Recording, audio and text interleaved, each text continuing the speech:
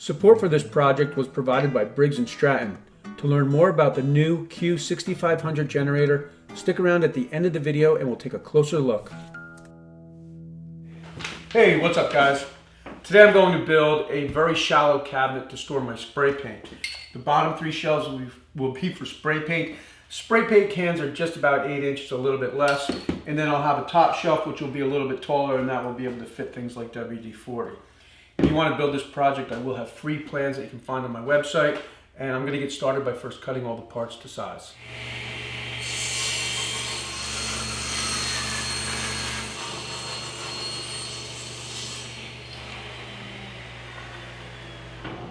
When you're building cabinets, it makes sense to try to make all of your rips first and cut everything to width. Once you've got all your parts cut to width, then you can set up a stop block and use the miter saw to cut them to length.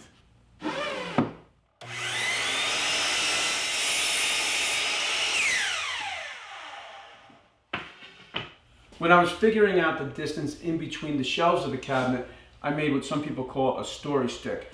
And now I've clamped the story stick to what will be the sides of the cabinet, and I'm using a square to transfer the lines from the story stick onto the sides, and that will tell me where the shelves of the cabinet go.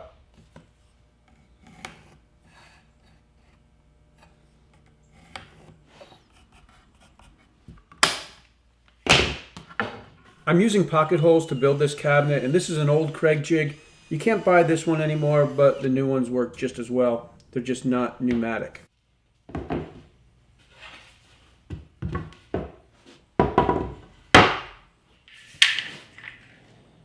It's a good idea to use a clamp to hold all your parts together while you screw the shelves in place. That makes it a lot easier to build a cabinet.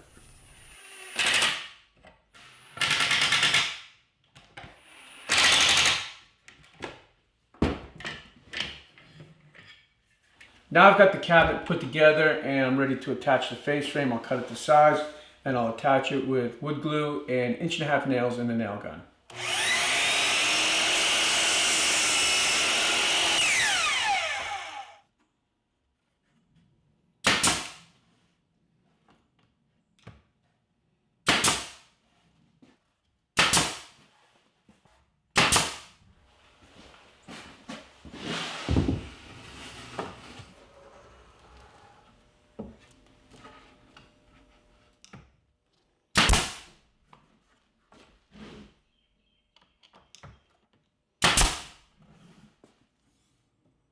To cover the end grain of the plywood, I'm using strips of poplar that I've ripped at 1/4 inch.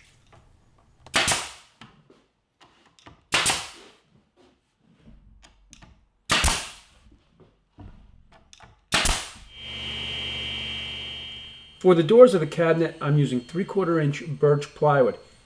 1/2 inch plywood probably would have been better for the project, but I didn't have any in the shop, so 3/4 will have to do.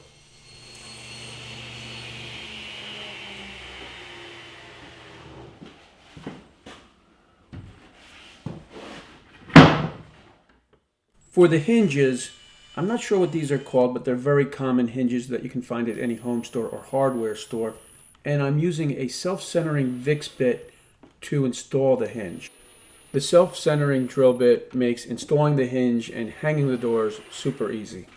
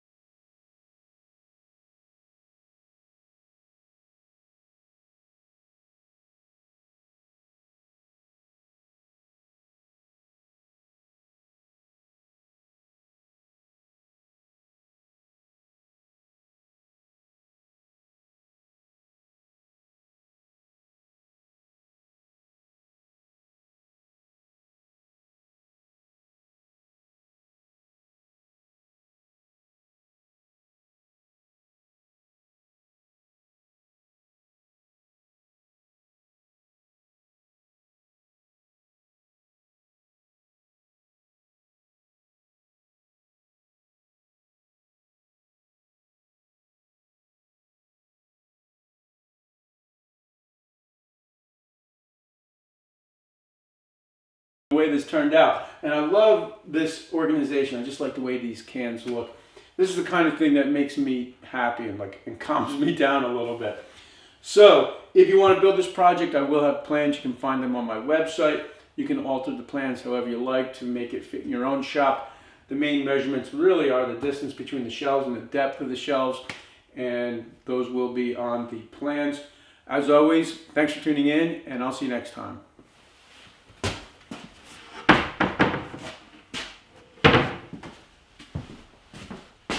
Hey, what's up guys? I'm back and I'm talking about the new Q6500 generator by Briggs & Stratton. I've had a Briggs & Stratton generator now for almost 20 years. It was one of the first things I bought when I bought the house because we have oil heat and we also have a well. So when we lose power, we're totally out of luck. I've used the generator a few times a year during power outages for a couple hours or a day or two. But about 4 or 5 years ago when Hurricane Sandy came through here, we lost power for almost 2.5 weeks. And the Briggs & Stratton generator ran like a top. So when the new Q6500 came out, which is supposed to be much quieter, I was pretty excited. I'm going to go ahead and take off the panel. We'll put the engine oil in, start her up, and see how she sounds.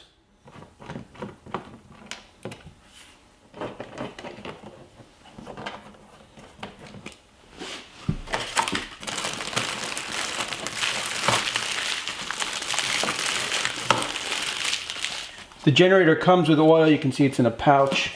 That's probably for shipping. And we'll go ahead and fill it up. The generator also comes with a funnel. And there's a little note here that says to use both pouches. And I probably will, but I'm also going to check the fluid level while I'm filling it.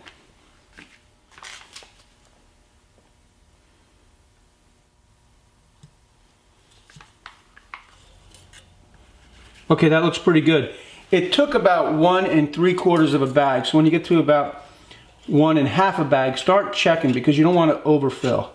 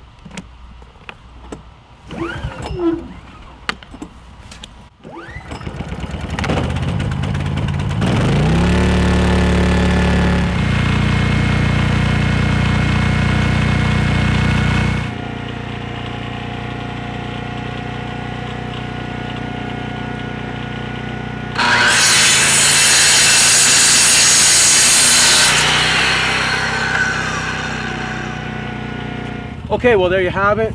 The generator started right up, and I'd say it's really pretty quiet. Much quieter than my older generator. I know my wife's going to be really happy when we have to use the generator, because the other one you could hear it inside the house, and this is just so much quieter. And not only is a generator a great thing to have to power your house during emergencies, but it's also great to take on camping trips and great for job sites if you don't have power. I've got kind of a long shot project that maybe it's kind of like a dream project. But I'd like to build a small house on some land that I have in Vermont.